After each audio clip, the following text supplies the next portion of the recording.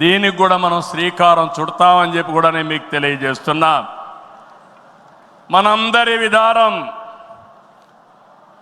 అన్ని ప్రాంతాల అభివృద్ధి, వెనుకబడిన ప్రాంతాలమైన ప్రత్యేకమైన శ్రద్ధ, ఉత్తరాంధ్ర పైన ప్రత్యేకమైన శ్రద్ధ పెడతాం. అమరావతి పూర్తి చేస్తాం. రాయలసీమ అభివృద్ధి మన బాధ్యత. సమగ్ర అభివృద్ధి మన విధానం. అయితే వెనుకబడిన ప్రాంతాల అభివృద్ధి పైన ఎక్కువ ప్రాధాన్యత పెడతాం. సాగునీరు ఇవ్వడం ద్వారా సీమలో స్థితిగతులు మార్చాలని మొదటి సంకల్పం చేసిన వ్యక్తి ఎన్టీఆర్. అభివృద్ధి దూరదృష్టితో కడప, కర్నూలు, అనంతపురం జిల్లాల్లో ఫ్యాక్షన్ అంతం చేశాం. తెలుగు గంగ, కేసీ కెనాల్, హంద్రీ నీవా, నగరి గాలేరు, ముచ్చుమర్రి ఈ ప్రాజెక్టులు పూర్తిగా చేపట్టింది, పూర్తి చేసిన పార్టీ తెలుగుదేశం పార్టీ. రాయలసీమ ముఖ చిత్రాన్ని మార్చిన పార్టీ తెలుగుదేశం పార్టీ.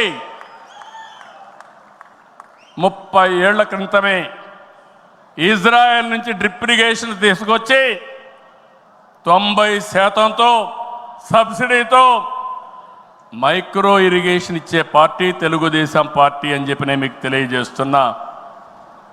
పోయిన 5 ఏళ్లలో చూస్తే ఒక్క పైసా ఇరిగేషన్ ఖర్చు పెట్టలేదు. అది 14-19లో 12,000 కోట్ల రూపాయలు ఖర్చు పెట్టాం. ఈరోజు హంద్రీ నీవా వెడల్పు చేసే కార్యక్రమం పరిగెత్తా ఉంది. ఈ సంవత్సరమే పూర్తి చేసి మళ్ళీ చివరి భూములకు నీళ్లు ఇవ్వాలనే సంకల్పంతో ఈ ప్రభుత్వం ముందుకు పోతున్నాం. ఈరోజు రాయలసీమ రైతుల్ని ఇంకా బలోపేతం చేయడానికి పోలవరాన్ని పూర్తి చేస్తున్నాయి. ఇంకొక పక్క పోలవరం బనకచెర్ల ప్రాజెక్టుకు నాంది పలకబోతున్నాం. కడప జిల్లా కొప్పర్తి, కర్నూలులో ఓర్వకల్లు ఈ 2 కూడా పారిశ్రామిక వాడలుగా తీర్చిదిద్దుతున్నాం.